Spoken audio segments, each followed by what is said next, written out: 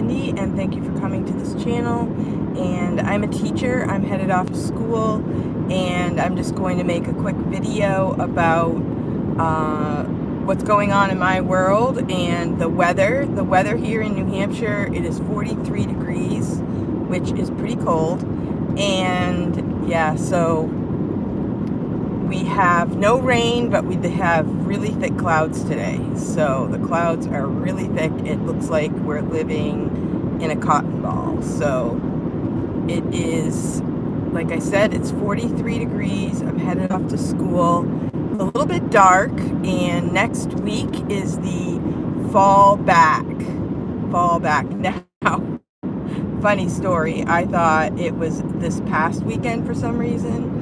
And so I was at my mother's house, and she has some manual clocks, and I changed all of her clocks back an hour at like 8 o'clock at night. Then I realized, oh, it's not this weekend, it's next weekend. So I had to go back and change them. I didn't tell her that I changed them back. So I think what I'll do next Saturday is I will go ahead and change them without saying anything. I don't think she really even noticed.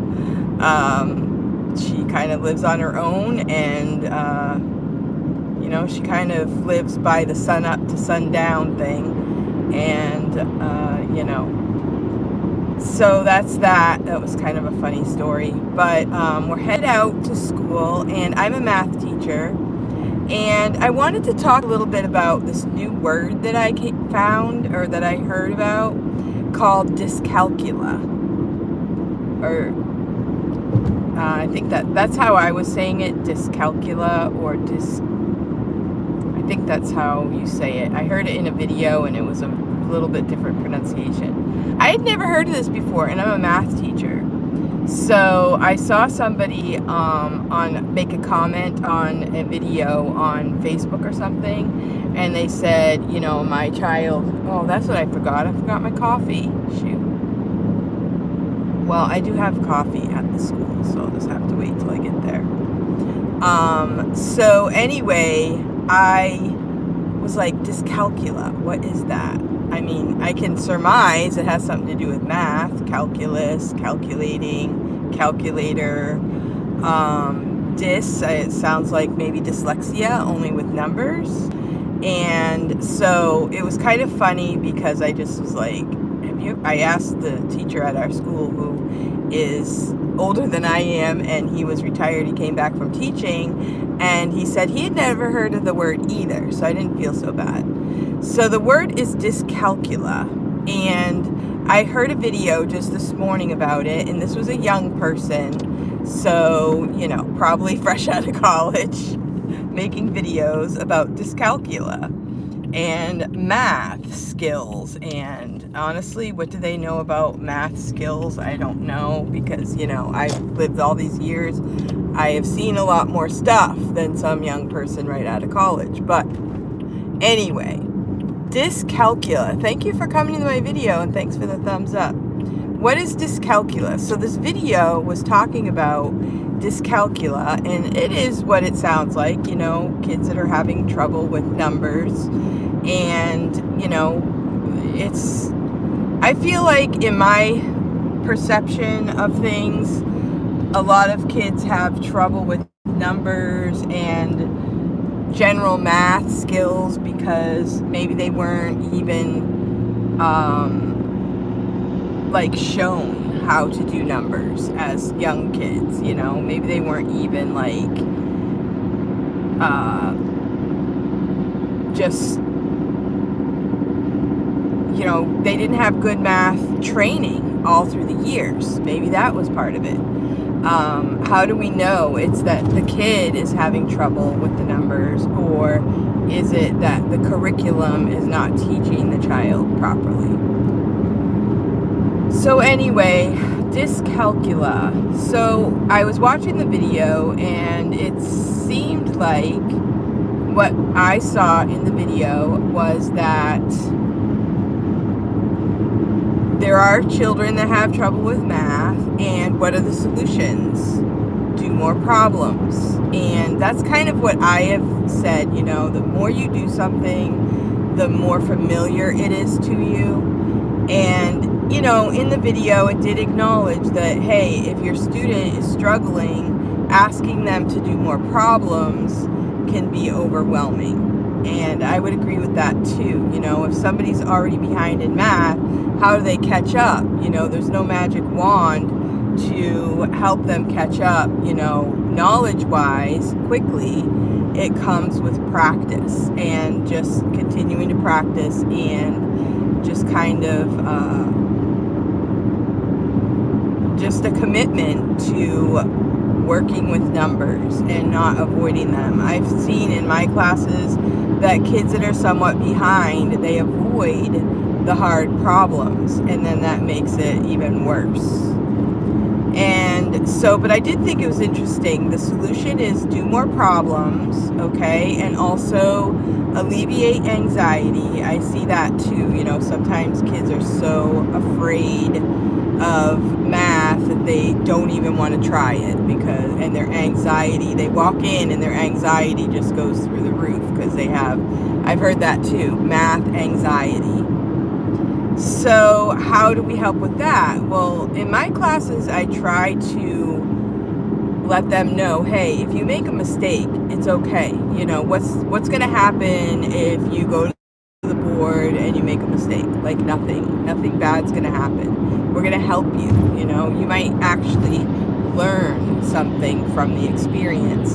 So I try to help people, kids, you know, not to have anxiety and to, but I do,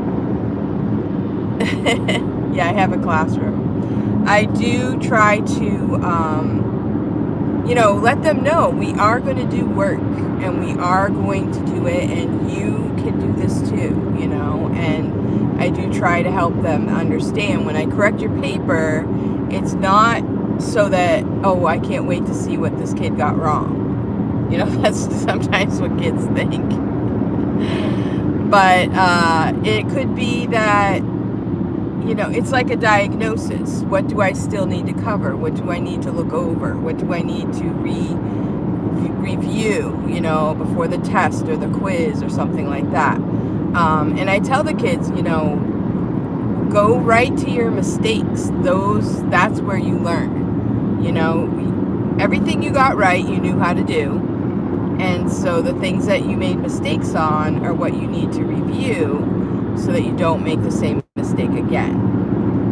So, yeah, so we're talking about dyscalcula. I'd never heard this word, and yes, I'm old, and I've taught math my whole life, went to college for math education, and, you know, I never heard of this word, but it does make sense. You know, some kids have dyslexia, and they have a hard time reading, and when they have a hard time reading, sometimes that also makes it harder because they think, oh, I have a hard time reading, so then they have anxiousness toward reading. And the same can happen for numbers and math. But it is interesting how when I relate math numbers to candy, they figure it out. Or you have 10 pieces of gum and you want to give an even number to your neighbor, you want to, you know, share the gum. How much gum does each of you get? They know in a second. We're each going to get 5 pieces. They know, especially this time of year. But, you know, so showing them that they really do know math, it's just when you're in the math class, it seems so complicated. And some things are complicated for sure. But if you repeat it enough times, eventually it just becomes second nature. And that's the problem today, is that we're math skills, we don't repeat enough times. We don't keep going with it. You know, a lot of elementary teachers don't even like math. So then that becomes a problem. The kids don't like math either. Mrs. Smith, she doesn't like math, so I'm okay if I don't do math. And there's so many things that you can do with numbers that aren't intimidating. You know, I used to love to play cards, and we would count by 5s when we got matches. You know, you got 5 points for every number card, and you got 10 points for every face card, and you got 15 points if you got an ace. So then you count all those up. You're counting by fives, you're counting by tens, and it's not on a math page. So kids they realize, they learn numbers. Another fun game is playing Yahtzee. Yahtzee is a good game that has lots of numbers with it, and kids can play that and recognize numbers without feeling like, intimidated by doing a math page in math class. And I like to give kids a little bit of homework, a few problems to do at home. But these days I found that it's hard to get kids to do homework, and that's becoming very difficult. And then the kids go home and they say, I don't know how to do this. And the parents say, oh yeah, I don't remember anything about that, so you'll just have to ask your teacher tomorrow. I've even given my phone number out, and I've told my students, you can text me, you can come see me anytime during school. I've thrown out other offers on how to help them, but nobody takes me up on it. They don't want to spend any more time in math than they have to.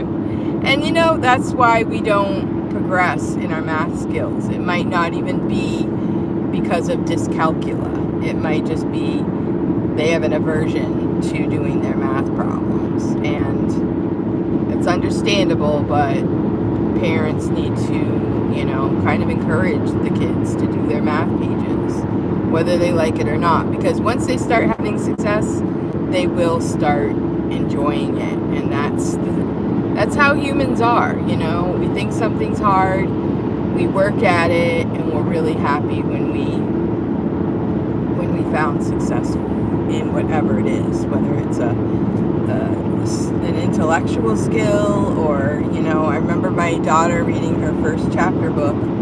My second daughter, she chose a really thick chapter book to read, and she read the whole thing. She just kept reading it one day at a time, one page at a time, and she didn't just pick, a picture book. She picked a chapter book, and she went with it. And so, then we're proud of working hard and making an accomplishment, and that can happen in our math skills. So I'm not denying the fact that people, some kids have dyscalcula. I'm not exactly sure how they diagnose it, but I know that the curriculum today is not conducive to kids memorizing their math facts. And therefore, when they get to harder things, they don't know what they're doing. When you learn multiplication skills, you learn all about numbers and factors. I was tutoring a student last night in Algebra 2, and she was doing square roots. She was doing square roots of large numbers. And in order to do these types of problems, you have to find all the factors of a large number, and then you have to find the doubles. And the square root, like the square root of 4, is 2, because 2 times 2 is 4. So the square root of a number means what number multiplied by itself is that number.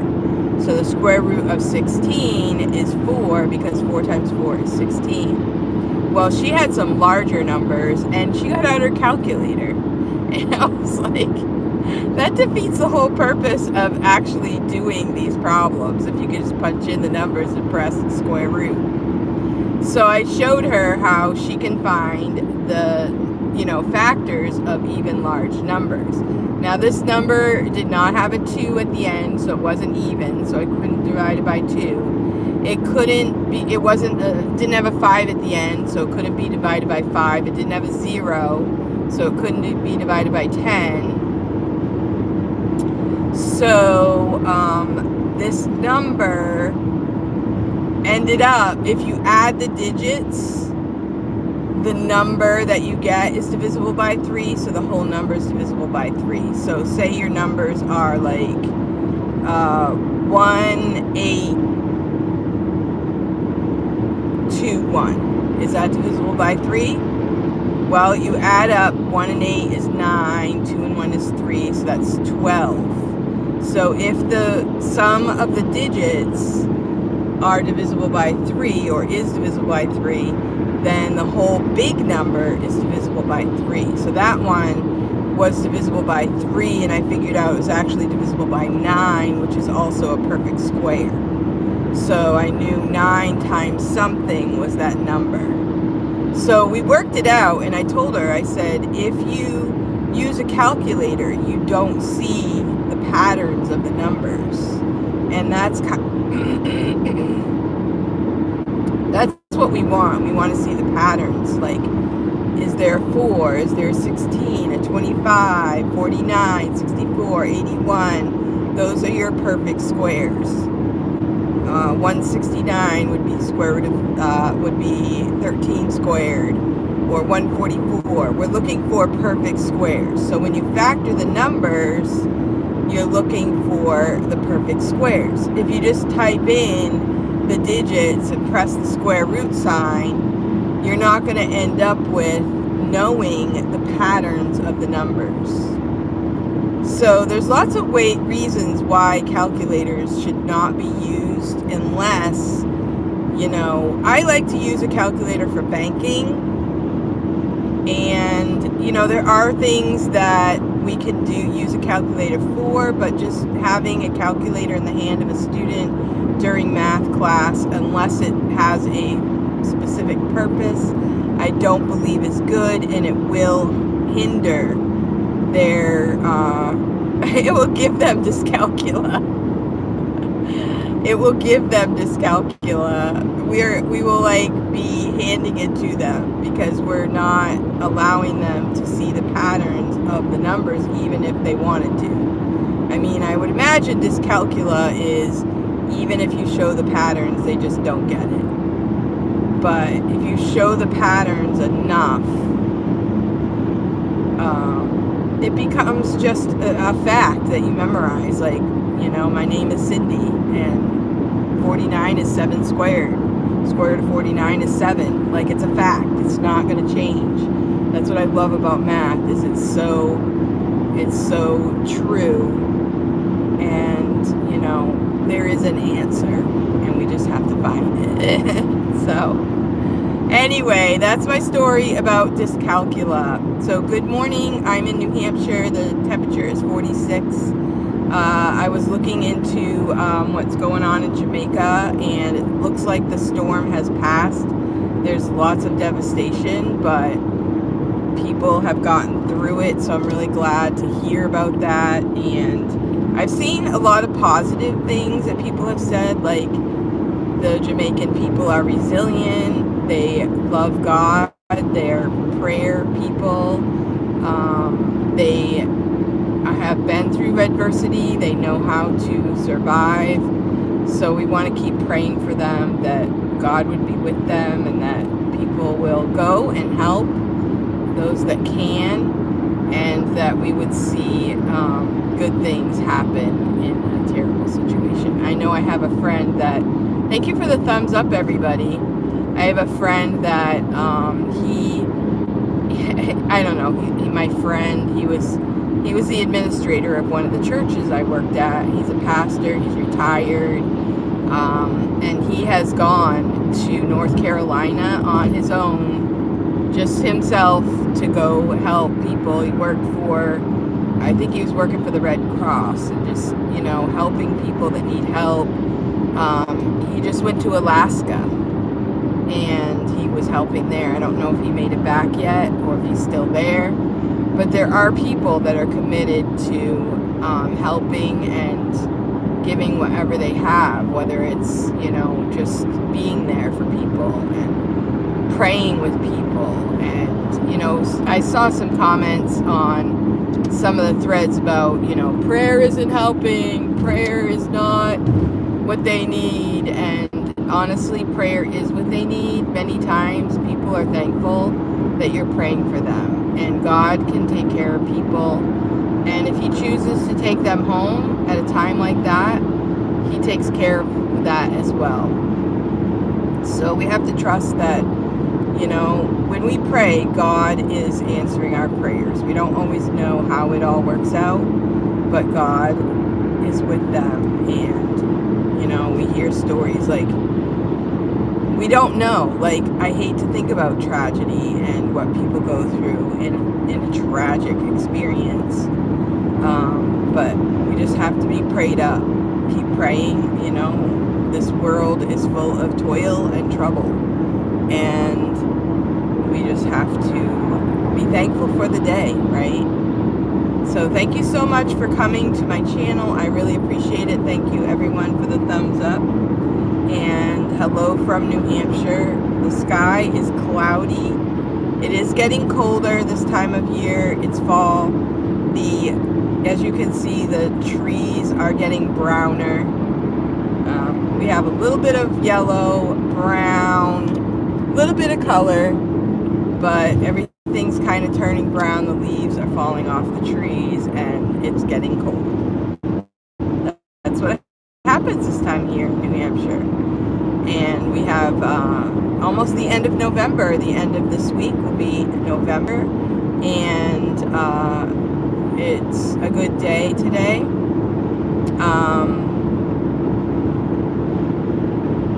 Yeah, so New Hampshire, November. Thanksgiving is coming at the very last week of November this year.